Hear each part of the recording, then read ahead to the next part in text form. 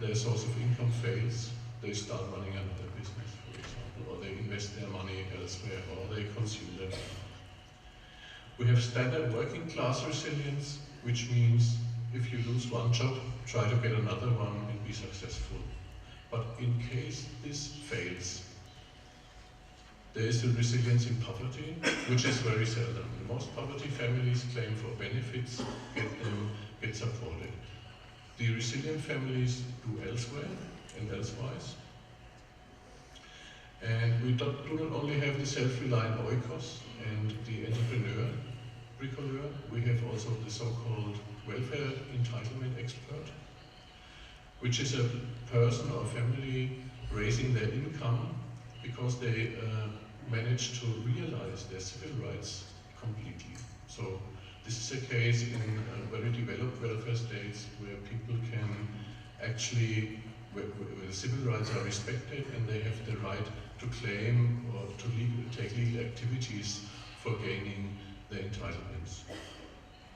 We have also the community plus type, where the social networks they are acting in are supporting them and in the end pulling them out of poverty. We have a kind of healing or biographical development type, which mostly means that the people have entered poverty through a severe family crisis or health crisis, lost their job, getting poor, lost possibly marriage dropped and the family split, but they are slowly and steadily working themselves out of the situation again sometimes by social supports, but sometimes also by their own capabilities, own redeveloping capabilities to take their life under control again. And we have the ascetic, usually not families, but single persons who live an extremely parsimonious life, not spending anything and living on a very low level. And of course, unfortunately, we have a lot of families who are non-resilient and who deserve the support. Now the thing is, where does this resilience actually come from? How can we conceptualize it? And what can we do about enhancing the resilience of poor families? I think taking up a Bourdieu perspective, we can decide between economic resources, cultural resources and social resources. And we have to say that the resilient families, they have available some more of those resources than expected. They don't show up often in monetary income, but they show up in a higher education degree or in a very surprisingly high involvement in social networks, practical social networks, not those virtual ones, but usually practical networks in family, extended family, neighborhood and local contexts. And the resilient families seem above average able to mobilize those resources for them.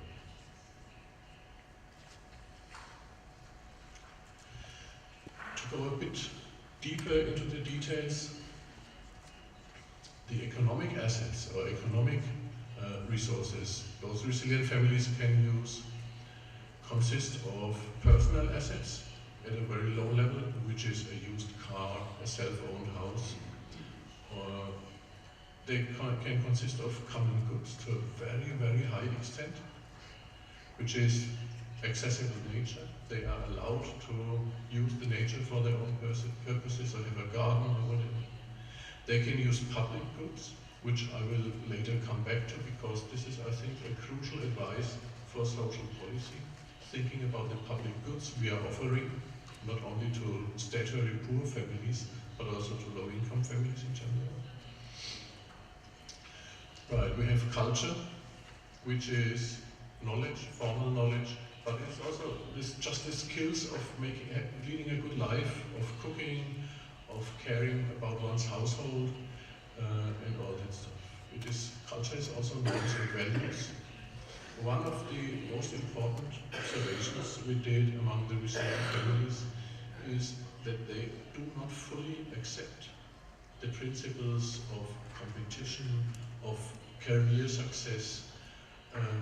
They mostly emphasize family values, solidarity values, and values of mutual respect and mutual support. So this is a very strong line of distinction between resilient groups in poverty and non-resilient groups in poverty. So among the cultural resources, there are also not only this kind of more or less abstract abilities, but it's also creativity and the ability to mobilize and to find and to identify sources to improve their own living. Then, of course, it's networks and relations. I've been talking about extended family, the family of a poor household in Finland starts in Finnish Lapland and ends 3,000 kilometers down south in the capital of Helsinki. So they have a very wide social network of family, of friends, of former colleagues, and of people who are supportive in some way, not only transferring actual help money or natural goods, but also giving advice for job seeking or for how to mobilize other resources. So social networks are extremely important in resilience. And I think what is even more important is a kind of good health and stability in close relations. Which means if we have resilience among poor families, this resilience itself is vulnerable. If the health is affected and not properly taken care of, or if families are undergoing ruptures and tensions. Right. To move towards the end of my presentation,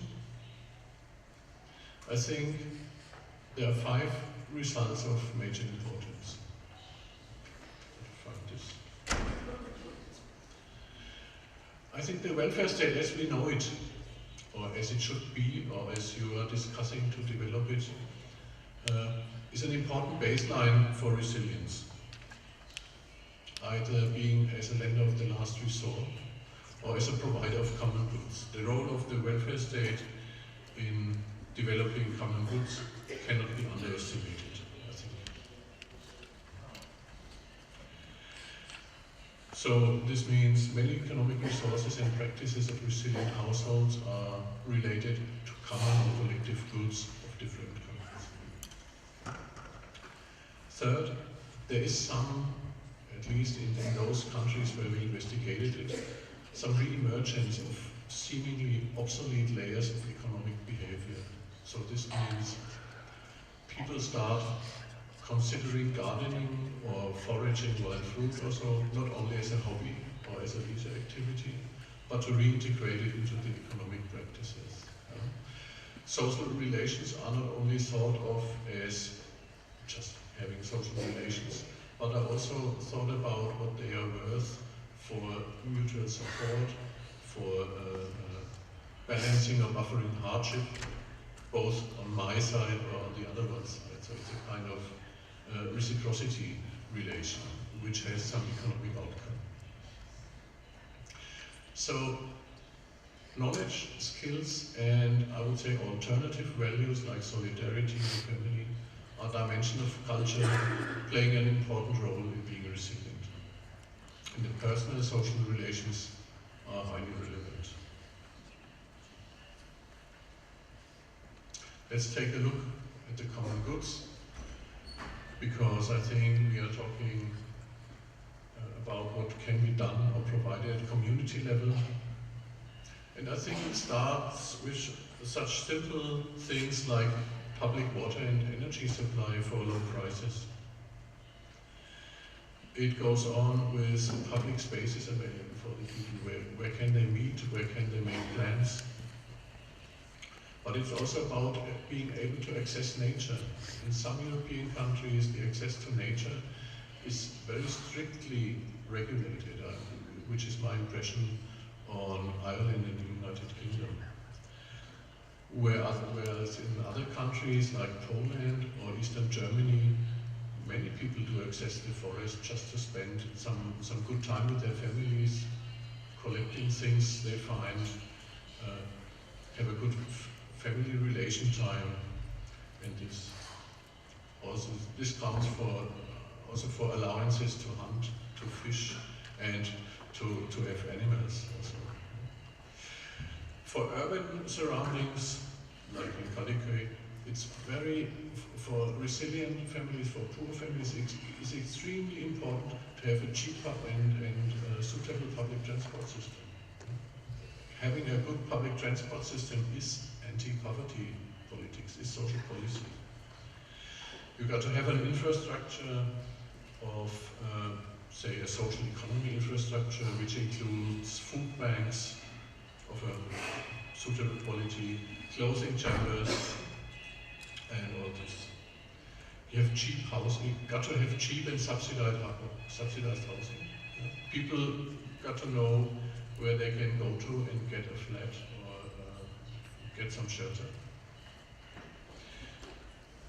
Public services have to be free, which is, at least in the Anglo-Saxon model, this is not necessarily the case.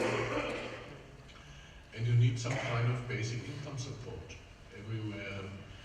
Maybe we can discuss this later. What my colleague said, who has a few doubts whether this would interfere with the minimum wage system, but I think it doesn't. We can discuss this later. I guess I skipped the culture and networks thing I've already been talking about, and try to wrap up what we can actually do as policymakers.